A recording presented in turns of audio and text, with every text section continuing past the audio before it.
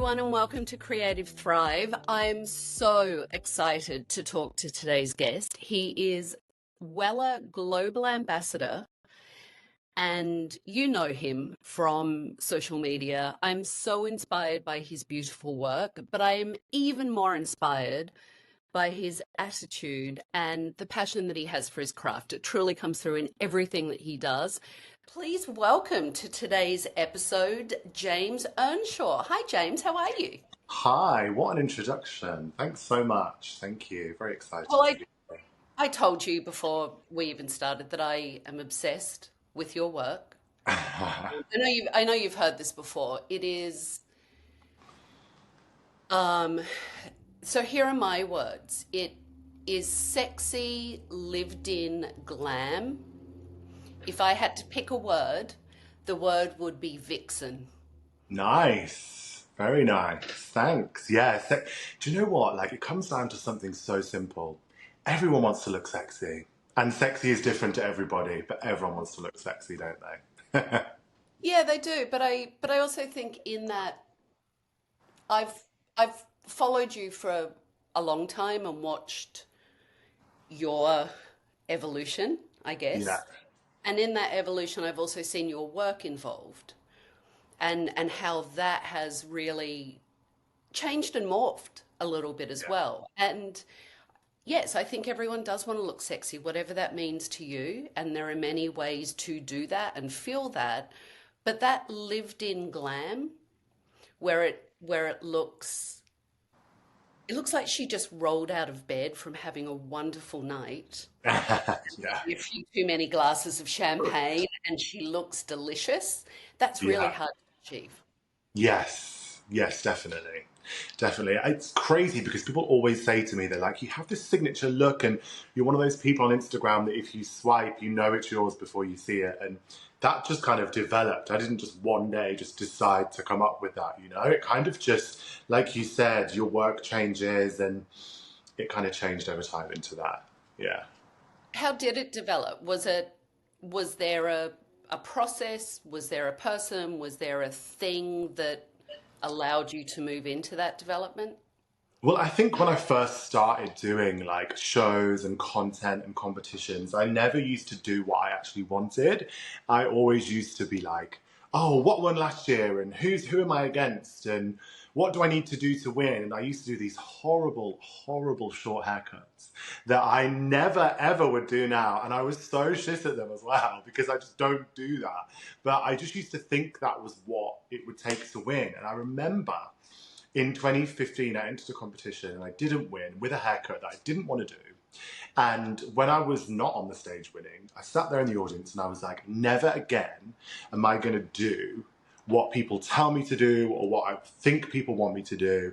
I'm just going to do what the fuck I want to do. And if people like it, they do. And if they don't, they don't. And since that day, it was kind of the era where like dressing and styling was kind of just becoming more popular.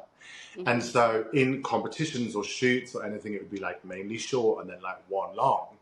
And then like the next year I won with like a long. And I was like, see, like whether I win or not, I don't care because I actually like it this time. So that was the start of the journey. You know, I'm the queen of people following their authenticity and Yeah. being true to themselves. Is that still true for you today? Because now you've got all, I'm going to say all this pressure. I don't know if that's true, but from the outside looking in, you have all this pressure.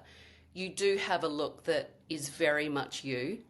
People have an expectation of you now because you're James Earnshaw, not James Earnshaw, right? Yeah. It's true though.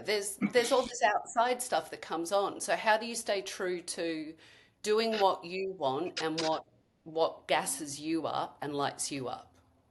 Well, I think for me, it's just about staying true to yourself. And this is such a statement I hear all the time. And I think, what does that even mean? Like, what does that mean? But I think for me, it's like the way that I do hair and the way that I like to make people look, I kind of don't do what I wouldn't want to do. Like in a client, like, you know, sometimes a client comes into the salon and you're like, do you know what? You're just not the client for me, and I'm not the hairdresser for you because I don't do hair like that. And I think it takes quite a brave person to say that. But for me, like, you're never going to see me on stage doing a men's haircut. You're not, because I just don't do that, you know? And I think for me, I just kind of do what I like. And that obviously changes year to year, but the worst thing you can do, and this is like my one thing that I always say, is you just cannot compare yourself to other people, because as soon as you do that, you start to think, oh my God, I've got a show next week and this person's done this and they did that, and this person's Instagram's growing quicker than mine and they're posting bobs, so maybe I need to do bobs. And instead of that, I honestly don't care what anyone else is doing. I just worry about myself. I don't look at anyone else because I think it can be bad. That's what I was going to ask you because, listen, you're preaching to the choir. I talk about that as well. You have to find what resonates with you and be truly honest with yourself about what you like and what you don't like. Yeah. And comparison is the thief of joy, right? Just that old expression is true. But do you look at other people's work? And if you do, how do you not compare? Because that's a skill set. Yes, yes. I mean, do you know what it is? Not many people will admit this, but I mute people on Instagram all the time. All the time. If I find, yeah, if I find myself looking at their page and being like, oh, they're doing this, they're getting this, then I just mute them. And I still will go again, like I went on one of the people I've muted today, and just commented a couple of things to be supportive. It's nothing negative. It's just if that person makes me feel like I need to compare myself to them, I don't need to be following them. But of course, I look for inspiration in other hairdressers, but I don't really look and think, oh, what are they doing? I tend to just look and say like, oh, I love the lighting on that model, or I love the fact that they're doing this kind of toner, or I love their formulas, but I don't tend to find myself looking too much. If I find myself looking too much, I just mute them. So where is the line for you? Where is the line between um, shit, that's hot, what so and so's doing, that's like amazing, that Mhm. lighting is great, or that angle's great, or that makeup, whatever it is. Yeah. Where's that line for you between comparison and inspiration?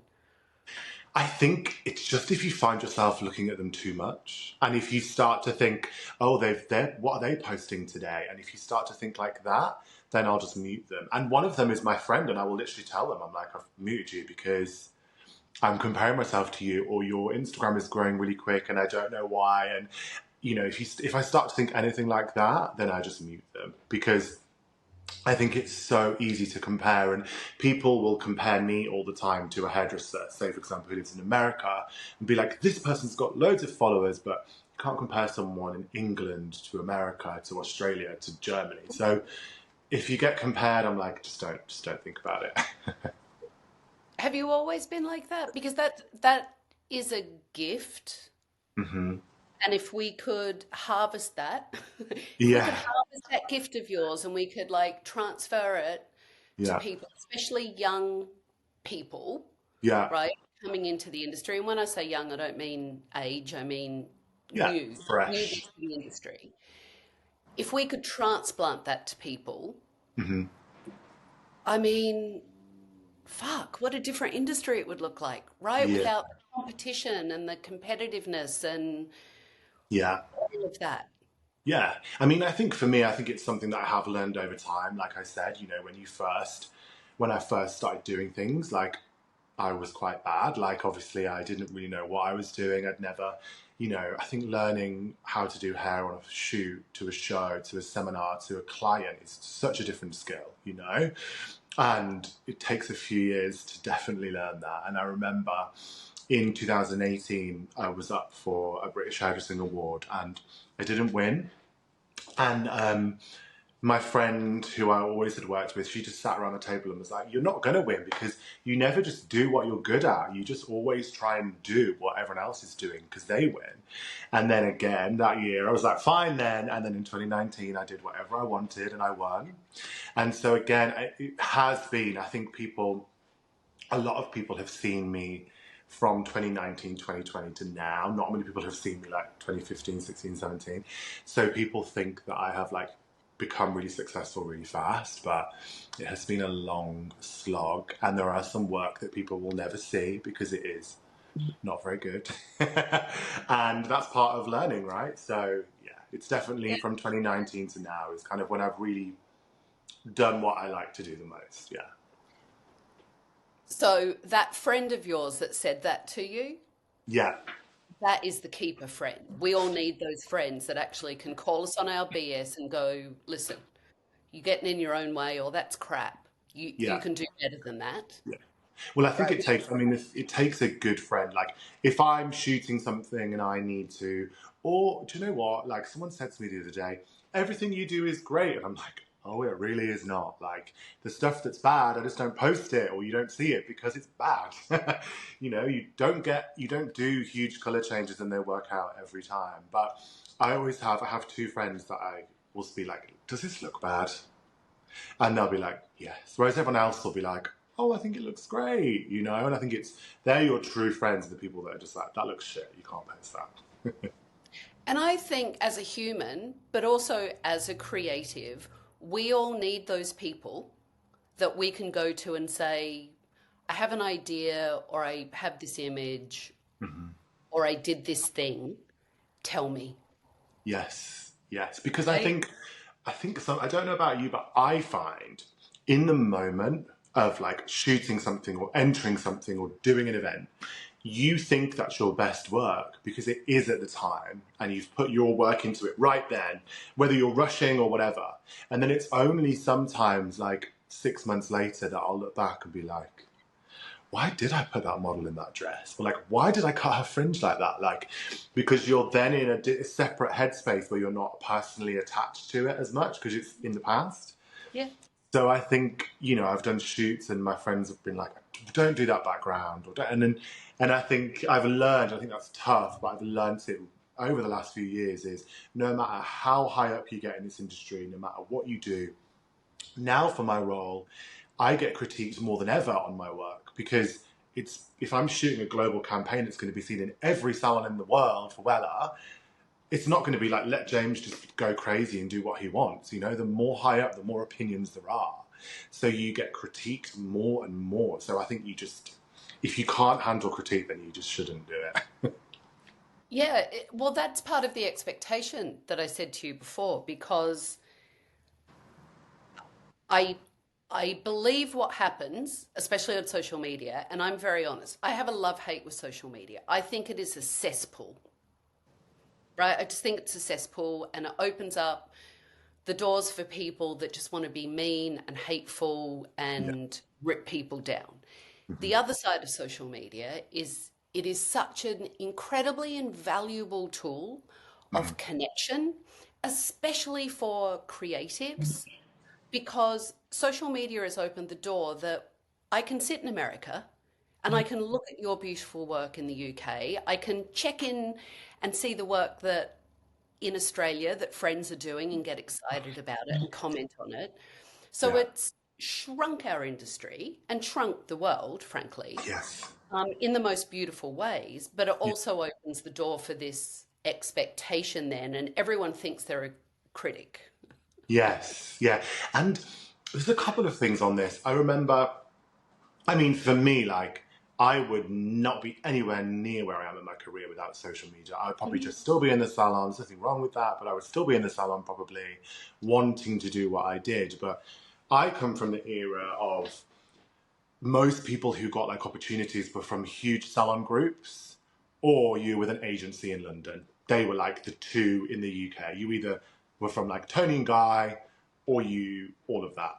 Whereas what has happened is you could work in a tiny salon in the middle of nowhere and grow a huge following bigger than any of these people, which is crazy. So I think in a positive way, it has opened up the door, Mhm. but I think it's made it more difficult because, you know, it's there's constant trends coming out all the time on social media.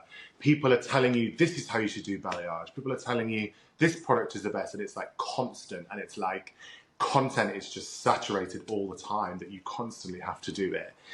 But I think for me, I've learned that all the people that comment negative, they're usually either not hairdressers, so they don't understand like anything, or they're really bad hairdressers. Like no one good comments bad things because you don't care enough to worry. Well, I think it also goes beyond that. I think when you really invest in your craft and you invest in yourself, you realize that art is subjective. Yes. I also think there is something that can be seen in everything that is aesthetically pleasing. Yeah. Doesn't matter what it is. There's something, whether it's the lighting or the color or whatever it is, there's Yeah. something that you can go, oh, actually, that is quite lovely, even if I All don't the like effort that they've put into it. exactly. But All the hard work.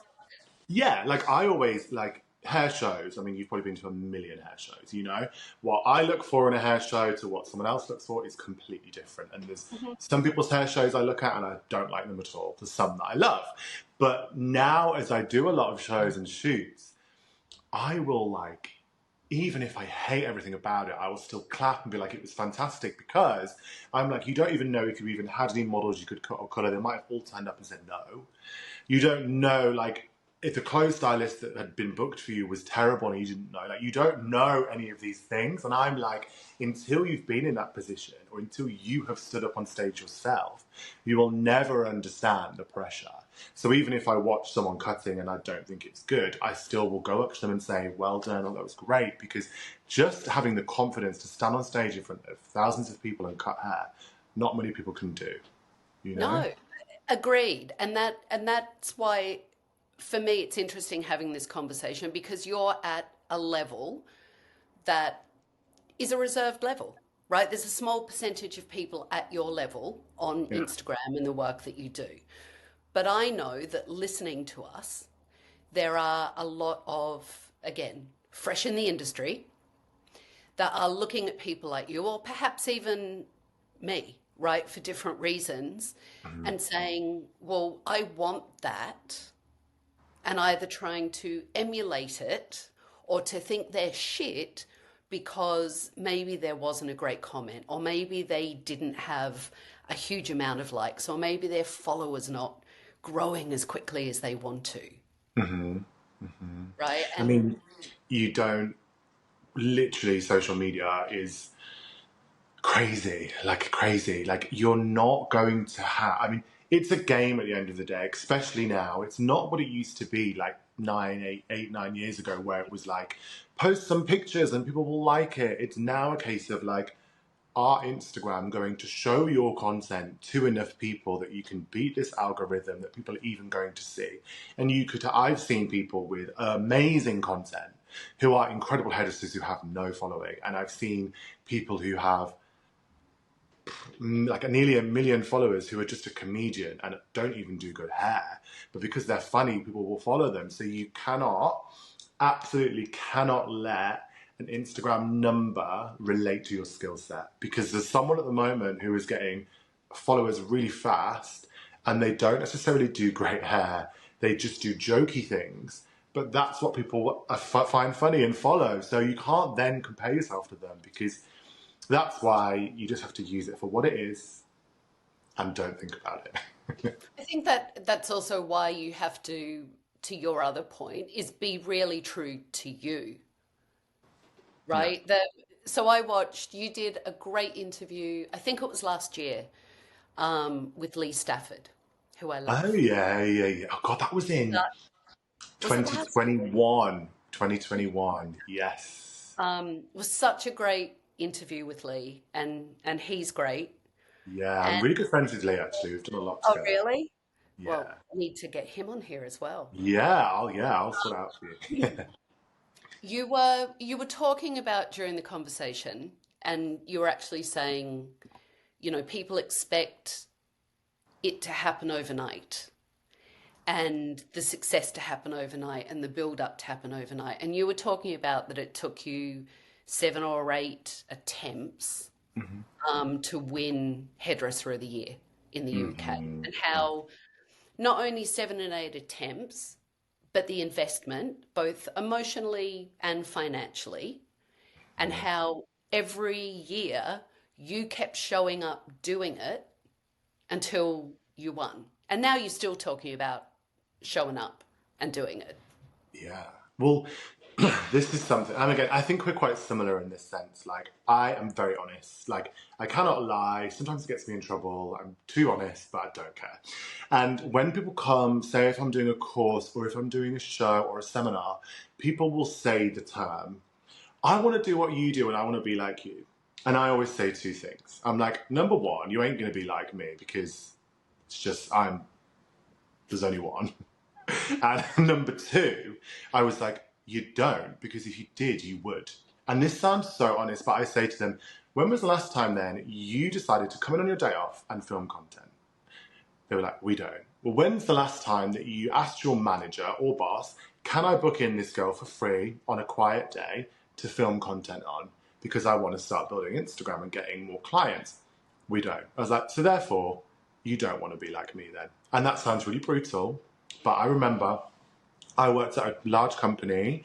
I was like the person that was always pushing to do stuff, probably before I should have, but better early than not at all, I guess. And I was like, I want to do this, I want to do that. And I've had no one behind me, I've had no hairdressing family. I've always been like, there's no option. And it's exactly the same with my role at Weller that I have now. There's only 2 of us in the world. There's only ever been like 5, I think, in the history of Weller. And I literally was like, I'm the only person to ever be promoted into that. Everyone else has been bought in from the level from another brand. And I was like, I'm going to give them no choice. Like, if you give them no choice, then they can't say no, you know? Whereas if you're like, oh, I want to do this, everyone wants to do it until it's in an airport in the middle of Turkey at 3 a.m. with 3 suitcases with model clothes in them. Until you're getting up at 4 a.m.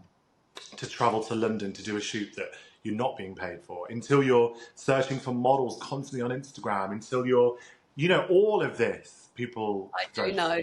Yeah. Yeah. Yeah.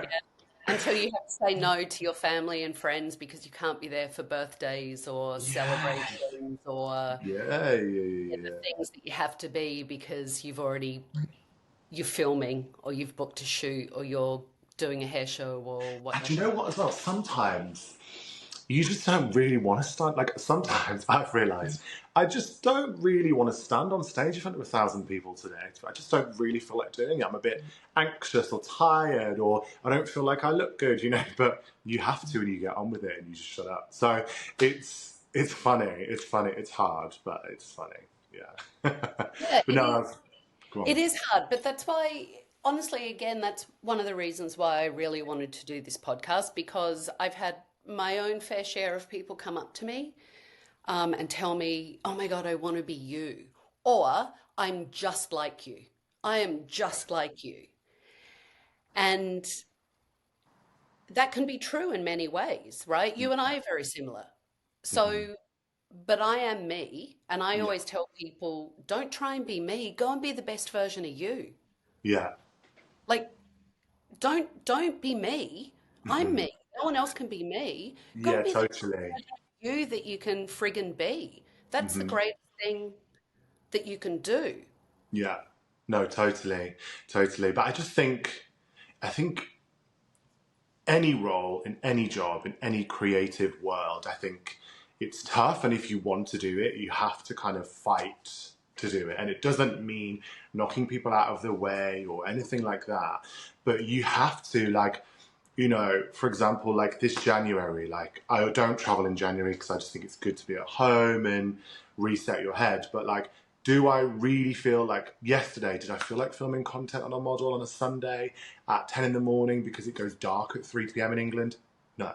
But you do, and you have to. And I don't ever want to get to that point where I'm like, oh, I'm in the role I want to be now. I'm done. I can just like chill, and because someone else will be behind me working harder.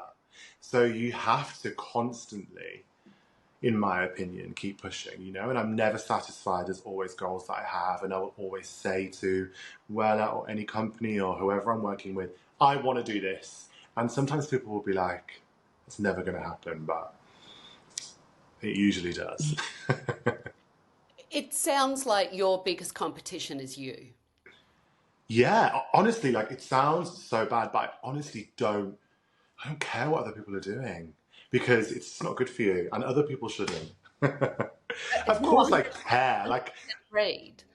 yeah, like it's like when I was in Australia, like I met up with, so I did like a panel talk with 5 other people who were like on social media, and it was so interesting to hear like their opinions and how they work and stuff. But I still didn't really like particularly like care, because then, I'm not going to be like, oh, because she does it like this, I'm now going to change everything. I was just like, that's really interesting. I do it like this and I do it like that, and that's it.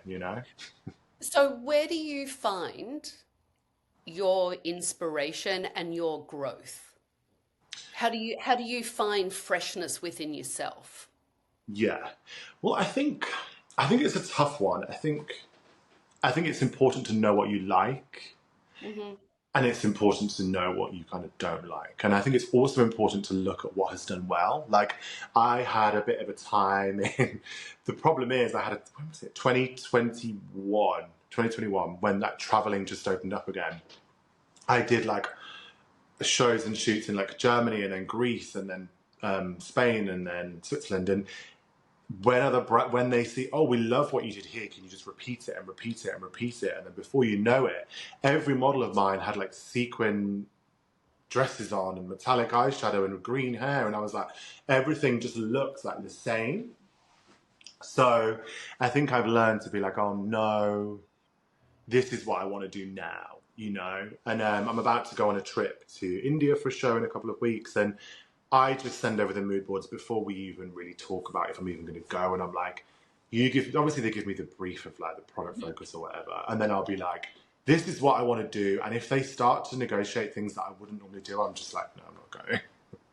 But no one does, to be fair. No one does. Like, especially at Weller, they're very flexible, so I'm lucky. But yeah, Well, yeah, I wouldn't say no one does. I've been around for a minute or yeah, 12, and yeah, some people do. And I think one of the things that I've always disliked, doesn't matter if I'm doing hair, right? Because yeah. obviously I am a hairdresser, and I Mhm. did hair for a long time and worked all over the world on stage with manufacturers, Yeah. or doing speaking events and business classes. Thing I dislike the most is when people come up and go, "Oh, that was great. Can you just do that again? Can Yes, you just copy yes. that and just do that again?" Yeah, Because that's the same. I never liked it when a client came back into my business and sat in my chair and said to me, "Can you do exactly the same as last time?" Because no, the amount no. of arguments I used to have in the salon about people writing colour notes, I was like, I don't give a shit what I did last time. I was like, that was in May, it's now November. I was like, she ain't having the same thing again. And if she wants 100%. it, she is not having it. Right, but I mean, how can we can't, right? There are so many variables that, and when for me, if you're in a salon and your client sits their bum in your chair and they go, "Oh, same as last time," Yeah, and you just nod, then you're doing yourself a disservice and you're doing them a disservice, because that isn't going to happen. That ain't happening, no. And right? I think that's what it comes down to when it comes down to the saying of like, stay true to yourself. But in the sense of, so I'm mentoring people in a couple of weeks for a shoot. And I think that's when it gets even more difficult because you're dealing with other people's tastes and opinions. However, it has my name on it as the mentor. So I will make sure that the outfits that they are aesthetically wearing would be in my aesthetic, which means it is something that's kind of sexy and hot, and they have makeup on because again, it's Hmm. my aesthetic. And I think it's about, you can obviously like tweak yourself and tailor yourself, but I think for me, no matter how edgy you go or how commercial and wearable you go, it still has to be like sexy and aspirational to me. And I think that's what staying true to yourself and staying inspired is, because I could be in China or wherever, but it still needs to fit your aesthetic. And I was recently in China, and that was so difficult because their taste level is completely different. Totally different. But I was like, I'm not going to go to China and go, oh, I'm going to do hair that people do in China. because I don't do hair like that. And why have me come all this way then? You know, I think I just did what I did. And I think sometimes they were like, oh, you know, they don't like hair to be off the face. My model's hair was off her face, but you know, you can't go and change what you do for different countries in that sense. You have to stay true to what you do. And I think that's what gives you power is when people know what they're going to get from you, but in a positive way, because you do different versions, but they know your aesthetic, you know? Yeah, I agree. And I think that also keeps it fresh though, because when it's Yeah. a rinse and repeat, when it's, oh, I'm doing the same thing in China as I do Yeah. in the UK, as I do in the US, as I do in Australia, then what Mhm. happens is, especially with social media, because we're seeing things in real time now, it's not like the old days, Yeah. right? Not even when you were young, because you're too young compared to me. When I was young, like I had to wait 6 months to get my Vogue magazine. Yeah. I did. In Australia, I had to wait 6 months to get like the UK Vogue with the different season to see what had already happened in winter for me Yeah. to look in winter, right, and go through. Now with social media, it's instant. Yes. When you're doing a rinse and repeat all over the world or every stage you walk into, then it becomes predictable, Diluted. Yeah. And I think inspiring. that's the thing I did when I did. We had like I did like the biggest show I've done where like loads of people from around the world come together, and that was when it was like sequin, sequin, sequin, sequin for like a while, and I loved it, so I'm not complaining. But I was like, right, the show's going to be called Paint It Black, and all the models going to be in black, and we're going to do dark, and we're going to do edgy, and you know, I just want it to be like a surprise. I don't want to be that person because there are some people that I know what they will do before they get out on stage, and I don't want to be that person. You know, I think it's good for people to know your aesthetic, but I think it's good to surprise people and keep it fresh, definitely. So, where do you look for your freshness? Yeah, just do you know what? It's one of those things, and I don't like. I do look at fashion and I do look at that, but I think it's such a stereotypical thing to say to be like runway shows. I'm like, I guarantee you that 90% of people do not look at like New York Fashion Week or Paris Agree. Fashion Week for inspiration. They just feel like it's a good thing to say, so they come up with an idea and then Google a fashion picture to go with it. Because I used to do that. Mhm. Whereas now, most of the time, I do just kind of look at the girl or the person I'm working on, and I'm like, how can I make her look hot? You know? And like, I just love making girls look hot. And I think I don't care whether it's in fashion or not. I don't care. Like, if she looks hot, I don't care. Like, and that could be like a fringe, or it could be something that is like stripy in color that's not even in fashion anymore, but I don't care. I've always just thought, how can I make this girl look hot? And that could, I do go onto like Pinterest and look at like, I always look at like nail colors and I'm like, oh, I'd love to make that into hair color. Or I look at like food or like clothes and I look at like material and stuff. And I always look, how can I make that color? But I don't really look at like runway shows as such.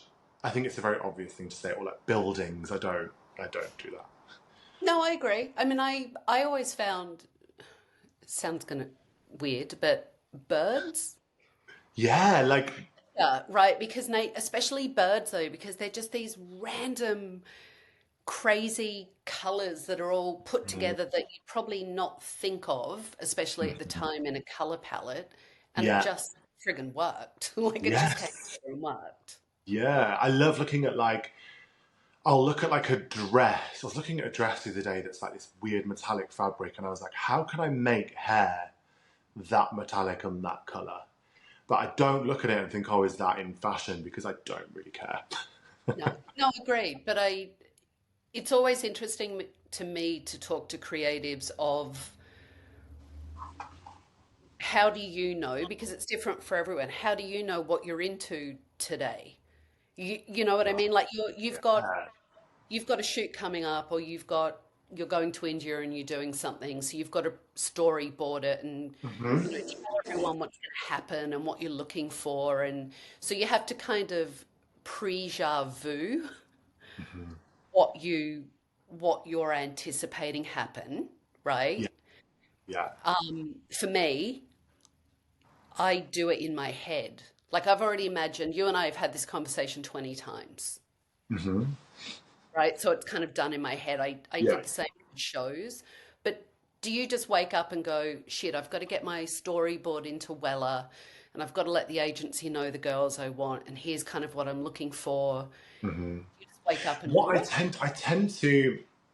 I tend to, if I'm doing like, if I'm doing something where it's completely my idea and it's like just what I'm doing, I first of all feel like, how do I want to feel when I'm like looking at something or if I'm at a show? Because to me, when I look at shows now, like I don't even look at the hair. I'm like, oh, great video content on the screen. And people are like, what? And I'm like, oh, love the fact that you managed to paint the model's toenails and her hand nails because I hate when people forget the toenails. Like things like this are what I always look at. And so I always do like a feeling. And so I'll send pictures, like for the shoot I'm doing in a couple of weeks, like I'll send photos that are nothing to do with like how I want the lighting or background, and it'll be like a model who's like kind of chilled like this, and I'm like, this is just how I want the model to kind of feel, you know. And I think that's a really good way to start because, for example, if you're going to want it to be like a really casual, cool shoot that's really chilled, you're not going to want her to be in glittery eye makeup with blue hair, are you? You're going to want the whole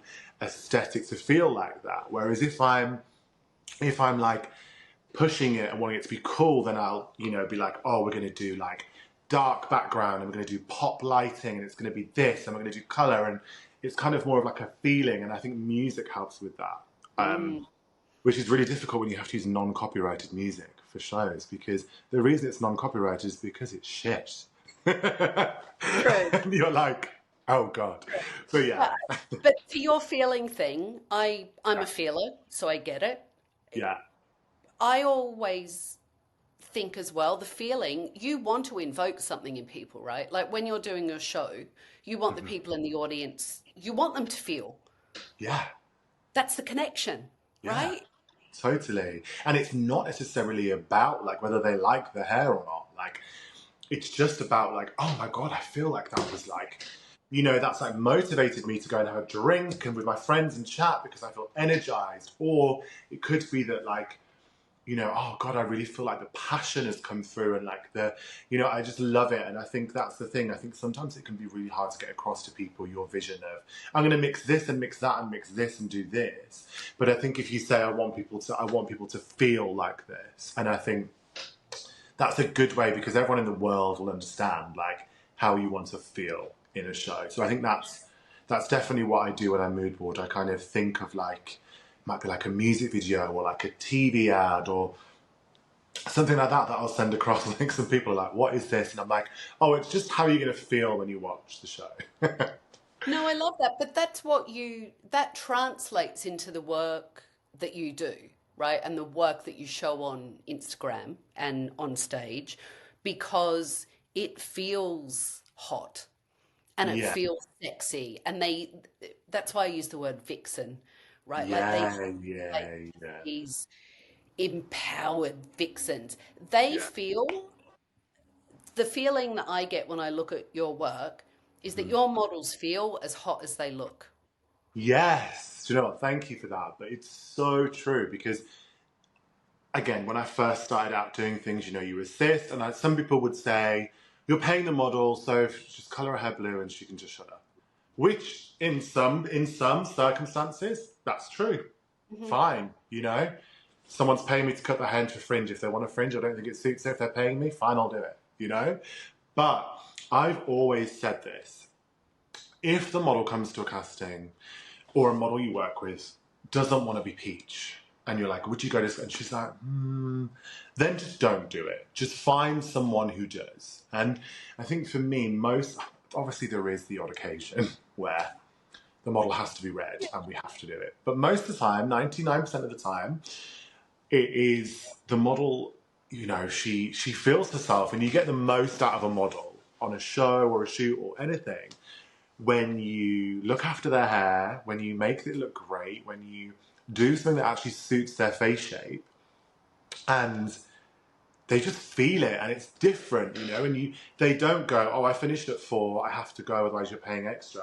They're like, I'll stay in film content with you for free. You can quickly do a second look on me because I love it and I feel it, and I think that's why I've done well, definitely, and I think that's why one thing I've always been good at is like models, because I look after their hair and I'm nice to them. And I make them look good, which sounds stupid. I always say to people, guys, when you're doing a competition, step back. Does she actually look hot or not? Because if it doesn't look hot, then stop. Because I used to, when I started, she did not look hot. She looked ridiculous. She had like green hair, no fringe. She was in really high shoes. She had her boobs out. She had rings on every finger, you know? And I always just say, stop. Does she look hot? Because if she doesn't, you need to change it. And if she doesn't feel it. No, like, yes, Then you could that's tell her the to wear that bodysuit and squeeze her into it and get her boobs out, but does she feel like she wants? I always say two things I say when I'm shooting a model or when working with a model. What would you rather, if I was going to show something, legs, torso, breast, what are you comfortable showing? Because if the model has no boobs and doesn't like them, and you put her in a top that you've squeezed them in, she's not going to yeah, feel good, but she's got amazing legs, and you put her in trousers, you know? And yeah. which side do you prefer of your face? Because so many times we would flip it over, but she prefers this side, so she's kind of like, you know, just things like that. And they're always, all the models go, oh, thanks for asking me which side, because I always go to this side. So then, you know, when you're shooting, you flip it over and you're shooting her to a good side, you know, just things like this. They're those small little details, because they are Yeah. little, right? They're, for me, it's curiosity. Yeah. Of being curious about the person you're collaborating with and working with. Those Hmm. little details, though, make the world of difference in everything, whether Yeah. it's a shoot with a model, walking on a stage, or Yeah. doing a client right in your business behind you, Totally. you're behind the chair. Those details make the world of difference Hmm. between okay work, good Hmm. work, great work, and Hmm. exceptional work. Yeah. And the thing is, as well, like choreographers that I work with in wherever, they always say when I bring my models, they're like, oh, we love working with your models because they want to stay and get the choreography right. They're like, no, can we go again? Can we go again? We'll do it in the heels. We want it because they want it to be right for me, because I appreciate them and they become friends. And I think that's when you're all at your best, like the makeup, the clothes, the hair, the extensions, the models, the music, the video, the choreo, that's when you get a great show. If all of you are on this level and you have like one shit model, or you have bad clothes, but everything else is amazing, it's just not good. It's It's not just not good. So, the thing again that I love about you, good. Hmm. beyond the work that speaks for itself, is your attitude. Because there are people, and again, it doesn't matter if it's behind the chair or in, you know, global ambassador for Weller, right? The title that you, Yeah. it doesn't matter that sometimes people think it's all about them. Yeah.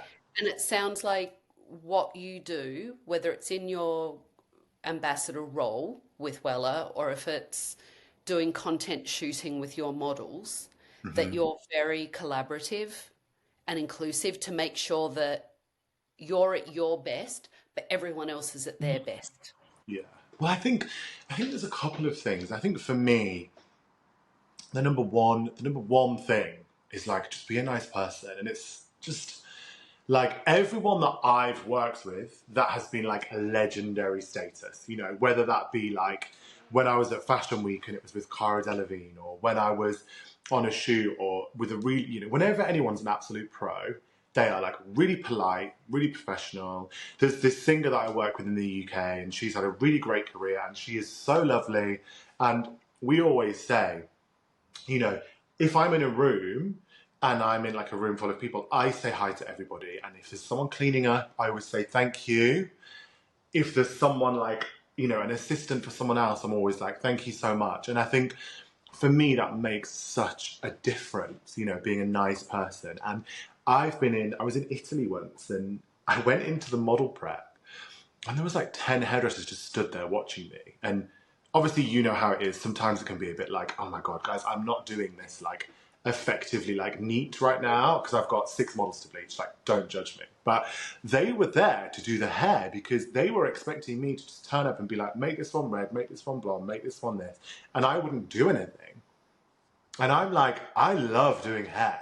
That's like the best bit for me, you know? Like, all of this stuff of being stood on stage and all that, that's fine. But for me, I love doing hair on models. Like, so I was like, they were all like surprised that I actually did the hair. But that, I found that really interesting. But no, I think for me, I think being nice, being grateful, you know, being polite and appreciative, and you know, even though the person might not even speak English, I'm always like, thank you so much, and I'll always translate something on my phone to them. Just say, 100%. yeah. I want to shift gears a little as we get to the end. Again, just thinking of having a lot of fresh in the industry. So I heard Hmm. you started, you knew, right? Again, from Lee's episode, you talked about wanting to be a hairdresser quite young when you were in high school, or the equivalent for us, Hmm. high school. You knew you wanted to be a hairdresser. Your parents were supportive. It sounded like your family was supportive. They had some rules about going into the industry, but they were pretty supportive. But it also, you said that your family are academics. Do you know what? It's so funny. I'll keep this story short, but my brother just got married like 3 weeks ago in South Africa. And again, my brother went to Oxford University, got highest in the year for maths. He's older than me. And I was like, Mom, I want to be a hairdresser. And then, anyway, we were at the wedding and I was talking to all of his corporate friends. And all of them, I was like, oh my God, we are so, so different. But they were all like, oh, it's so great how like happy you are and your job seems so fun and you don't have to go into the office and you don't have to do, and it's so true. It's so true. But yeah, my family are very, very corporate, clever people. The reason that's so interesting, though, so were you always creative as a child? Did that creativity always come through in everything that you did as a kid? Yeah, and there's like videos of me like on a VCR from like 1994, and I'm like brushing my nan's hair and stuff. Like I don't remember wanting to do anything else, and I remember I would like sit in maths and be like, I'm literally wasting my time here. I just need to be learning to do hair. Like I don't remember wanting to do anything else. Yeah, it's crazy. So it sounds like, I mean, if your family are academics, your brother's got to be pretty bloody smart to go to that university and be like a maths genius, right? Yes, he is. Um, were you the black sheep of the family? Um, The odd one out because you were the creative one compared to the academics. I think for me, I think I'm glad that it's the way that it is because it's taught me that when I was in college in like a not a great area learning hairdressing and people were dropping out because they didn't care or whatever, I think it just gave me the motivation to kind of make sure I was the best. So I never really felt like that. I just felt quite motivated, you know? I I guess the better way I guess the better way for me, I'm not trying to imply that you didn't fit into your family, but I'm imagining like young James, right? Yeah. And kind of creative, and parents, brother are like, nose in book. And Yeah. James like Yeah, screw yeah, yeah, yeah. book. No, Like that's totally. my picture in my head that I've painted of you. So, Totally. And they didn't understand, for example, like when I didn't want to stay on for like, I don't know what you call it in America, but when you don't want to stay on past 16, you mhm. can do like 2 years here in like school or whatever. I was like, there is no point. But they were like, stay on for 2 years and then go into hairdressing. And I'm like, it doesn't work like that. You need to be like on it from the start. And it took a lot of persuasion for them to understand. So yes, definitely. Yes, definitely. But I think as soon as I started doing, I think it's taken. I always said this to them. I was like, my brother's kind of uni is also like my first 6, 7 years of hairdressing. Like it's going to take me a while to get to like a level. It's not like you come out of uni with a degree and you get a job. It's like you have to build up. So I think especially from 2018, 19, it was when they really were like, oh, you're doing so well with this hairdressing. So do you think creativity is nurture or nature? Or I both? think you're either Both. creative or you're not. Okay. Just like how you've got rhythm or you don't. Nice, You, nice analogy, actually. Yeah. because I was watching my brother do his dance at his wedding. I hope he's not listening to this. And I was like, he does not have rhythm and he will never learn it. No matter how He's many great dance at lessons he takes. So no. I think you know how like, and if you ever interview Renia, you should ask her this. When she's talking, so I'm a colorist and a stylist, so I sometimes will be able to do like the theory side of like it's this amount, but Reni is not a colorist and she's very creative. And someone was asking her in Gran Canaria like, how much of this do you add in and how much of that, and Reni was like, you just feel it. And to Renia, that makes sense. And to me and to you, it probably makes sense. But to ask a non-creative person, you just feel it. And, you know, when you cut hair, like, I think sometimes it's hard to educate because I'm not the most methodical. I'm like, you just look at where you're enhancing and do you want to enhance her cheekbone or her jawline or her, you know, and you just kind of cut it. You know, I'm not like this and then this and then this. I think it's, you just feel it. And I think that's a very creative way of saying things, you know? And like, 100%. when you say, how do you make a model look good? I'm like, well, you just look at her. I'm always like, I just look at her and think what she looks hot like. But not many people have that kind of skill 100%. or thing. Yeah. So I think it's, you're born with it for sure. Yeah, I agree. I think creativity, although I also believe the other side of that is I believe that we are all creative, but we show it Yes. in a different way. Like for me, I'd say your brother's creative with his mat, Yes. right? Like Yeah, that, yeah, yeah, yeah. that no interest for me or probably for you. Oh, but he loves it. And Yeah. that's a creative thing. It's a creative outlet. Totally. Totally. I think it's totally, one thing that I have realized is like, I am not interested in many things apart from hair. So when I'm in, like, I'm obsessed with it. So when I think about hair and makeup and clothes, I get really excited and really creative. But I'm not creative when it comes to like thinking about something else. You know, like, so I think passion and creativity can come together because when you're passionate about something, you're creative in it. Because I've seen people who are not creative come up with an amazing house renovation, and I'm like, how, when you're not creative but they're passionate about it, you know? So I think that ignites creativity as I think well. it's the I think it's the joining for me of passion and creativity. When you can put those things together, that's rocket fuel. Yeah, if you have those two things with the skill, you're, Rocket fuel, right? yeah, yeah, you're all So good. I have a question. I don't mean to pry into your personal life. No, go for it. I'm curious Uh-huh. also because a catalyst for me to Hmm. start this podcast now, right? Like the question for some people will be, why now? Hmm. You've kind of stepped back for a while, you've done your thing. What are you doing a podcast for now?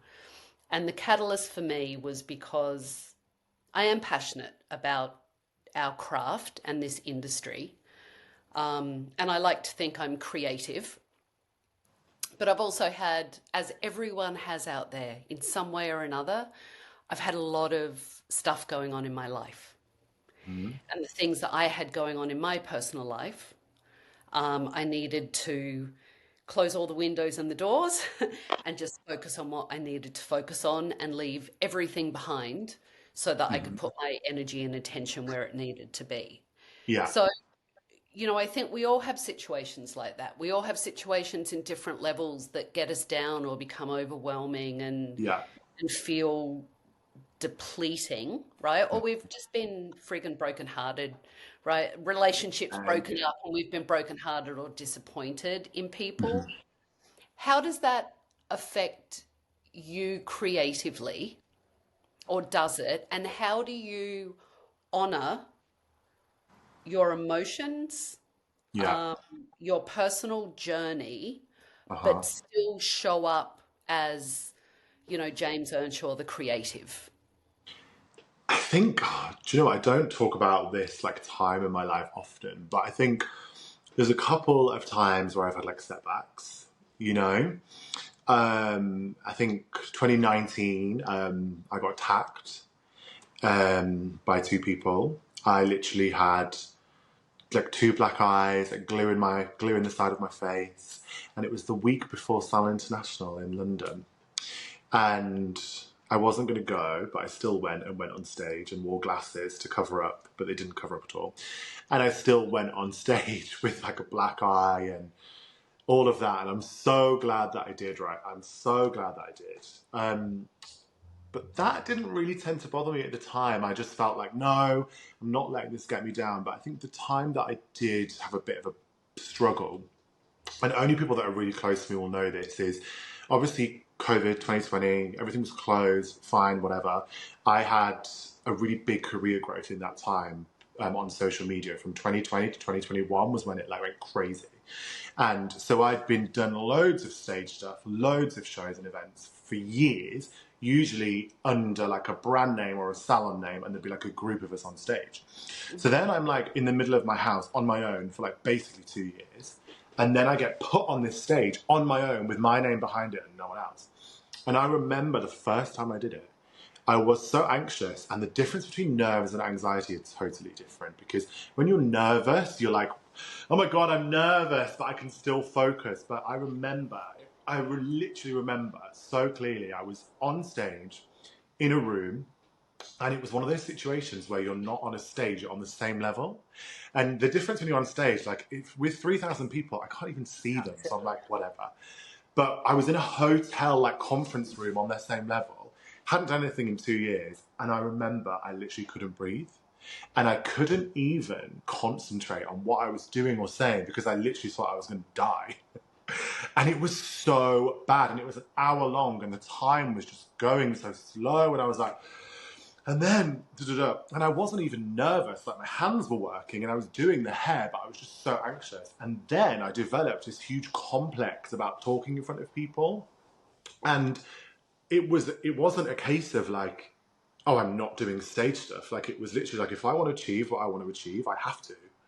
So you have to get over it, but that's harder than you think. And I remember I was then at Salon International the week later, and I was like, oh my God, I'm not sleeping the night before. And I was like, and then what I found difficult was people would be like, you've done this hundreds of times, why are you nervous? And that was what made me more nervous, because then I shouldn't feel like it. Anyway, so I think what I've learned is to just admit and talk about it, because it makes you feel so much better. And now, still, if I'm going to go on stage, like I do it all the time, backstage, I'll be like, oh my God, I feel like I can't breathe. Oh my God. And I think just saying it makes you feel better, rather than trying to hide it, where it then turns into this anxiety where you then feel like you can't concentrate. So that was the bit of a time where I was like, oh my God, this is so difficult, because I'm literally achieving everything I've wanted. Everyone sees me as this huge, confident person, and I literally feel like I can't breathe. It's crazy. Um, Thank you for sharing that. I I have really bad stage fright. I always have my whole career. And it amplified, right? So for me, I'd do what you did. I like the nervous, palms would sweat, heart would flutter. Yeah, It's it's all okay. yeah, That is what I call excitement nerves. yeah. And for me, it always tells me that I care, Totally. right? The That moment you're not I care nervous, about I'm what like, I'm doing. yeah, Um, and yeah, anxiety kicked in for me, and panic attacks. yeah. Um, Partly because of what I was dealing with in my personal life, to be Hmm. honest, Hmm. that I felt like two different people, Hmm. and this life that I was living, but this expectation that, I'd walk in and do these huge, big brand People events. think that you are just going to turn up and be like, Oh, and people think you're infallible, right? Like yeah, people tend to look at you like you're not quite human. yeah, You've done this a million times, you've been on TV, you've won this award. yeah. Like this is old hat for you. This is just like having a glass of water, right? Making a cup of tea. Um, and it can feel debilitating. And I thank you for sharing that, because I think a lot of people feel that, Yeah, and it's not a full stop. It's not no. a red light. It's not a reason to stop what you're doing. It's a reason to, whatever it is for you, Hmm. find support, Yeah. right? Whatever that looks like for you. Like I've Well, got I a think ritual. it's just little things like now, for example, if I'm going on stage, I'm taking a bottle of water. Yep. Little things like that. Previously, I would have just been like, oh, I don't care, I don't need anything, I'm fine. Now I'm like, if I'm in the middle of a show and I feel like I need water, I will stop and be like, 1 second, everybody. I just need to take a second and just give yourself that, like, because I think all it is sometimes is you walk out on stage and there's this huge crowd. Everyone's expecting you to do good. You want to do good. You're passionate. You've put months into this. You just then sometimes get a bit overwhelmed. So just having, I find that time to be like, drink of water. I'm ready. You know, Agreed. just helps. And I Agreed. was at a show. Agreed. It was Right? literally, Like that's what you did. Just to stand there for a second and go, yeah, yeah. I find, just look at the audience because I used to not look and then I'd see one and be like, ah. Whereas now I'm like, just acknowledge the fact. Because other people will be like, just don't think about it. I'm like, no, no, no. I need to look and acknowledge that everyone's looking at me, that it's just me in this room with 1,000 people. Everyone's staring at me and I have to perform, which is fine. But just know the fact that, and I think people relate to the fact that you're like, guys, I'm a bit overwhelmed, just give me 2 seconds. Because I was at a show with the singer that I do, and there was the most famous one there, and she's on stage every week, and they messed up her dressing room. Anyway, so she had to borrow the singer I do's dressing room because before stage, she gets so nervous that she is terrified and she literally can't breathe. And she is on stage probably 5 times a week around the world doing huge shows. She's a really successful singer. And I remember being like, oh my God, if she is like that, then everyone is. And there's nothing wrong with it because it's just passion in a crazy way. no, agreed. That's why thank you for sharing it because I believe there is, and I know I've had this expectation heaped on me, Mm-hmm. right? There is an expectation that you've done this a million times. As I said, it doesn't mean anything, or there's something wrong with you. And I think I know so many of the clients that I work with, so many of the people that I've mentored have Mm-hmm. get anxiety that's nerves, and some Yeah. of them actually, they're introverts and Yeah. they're only popping out and coming back in. It's like a bit like a turtle, they pop out of their shell to do their work or walk on stage, and then they've got to Yeah. pop back in again. Yeah. And I think when we can talk about it, it's so bloody human to Yeah. feel Totally. excitement and overwhelm. And to your Mm-hmm. point, a bit of water, a breath, right? Yeah. Someone taught me, this is amazing, I'm going to share it with you. Mm-hmm. Apparently, they do this in the army. Like, if you get Okay. that anxiety thing, and you can feel it because sometimes you feel a bit woozy, right? You feel a bit lightheaded Your from head it. goes, yeah. It's such a rush. If you wiggle your toes, like Okay. not your foot, you just like move your toes, wiggle your toes. Uh-huh. Apparently, they teach that to people in the army. Don't know if this is true, Oh. but this is what I heard. In the army, when they're standing in line and they're stood there for a while and they get like fatigued and anxiety, you start wiggling your toes and it helps to ground you as well. Oh. I'll be So wiggling my toes in 3 weeks in India then before I go there on you go. stage. You'll be wiggling your toes on India. It'll be nice and hot there. So Yeah, that's the thing as well, I find. You rehearse and you feel good, and then they turn the LED screen on behind you and you get this blast of heat coming out towards you, which heightens everything. But it's all good. I think mentally, when you know you're going to be nervous, you kind of are more prepared. So now I'm like, I know I'm going to be nervous because I care about it, but I'm just going to channel it. And if I feel like I need water, I need to take a breath. You just amazing. do. Yeah. Amazing. As we wrap up today's episode of Creative Thrive with James Earnshaw, we're left with insights on creativity, authenticity, and the power of positive social interactions. James invites us all to mute the noise of distraction, cherish genuine friendships, and stay true to our unique path. James reminds us that if social media makes us feel competitive or doubtful, we should refocus on our voices and mute what we need to. He highlighted that the value of friendship lies not just in support, but also in honesty, and to surround ourselves with people who genuinely want to see us succeed and grow. James's perspective on ambition is inspiring and pragmatic. He reminds us to work diligently towards our goals, making it impossible for opportunities to overlook us, and to make sure that we're matching our dreams with our dedication to making them a reality, while always staying true to ourselves. Perhaps James's most straightforward tip, which might be the golden rule for personal and professional life, is be a nice person.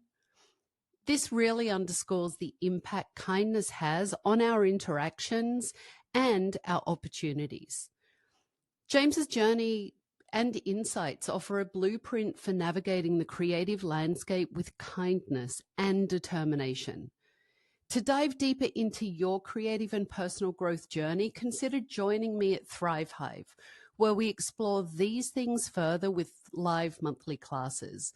Learn more at thrivehive.co. Thank you to James for enriching our community with your insights, and to our listeners. I hope these takeaways inspire you to tune into your voice, foster meaningful relationships, embrace your unique journey, and lead with kindness. If today's episode inspired you, please follow, like, and subscribe to Creative Thrive on Apple Podcasts, Spotify, or your preferred platform. Your support helps us to continue to share stories that inspire and guide us all. Until we meet again, I hope the stories and insights from Creative Thrive accompany you as a source of inspiration to let your creativity soar.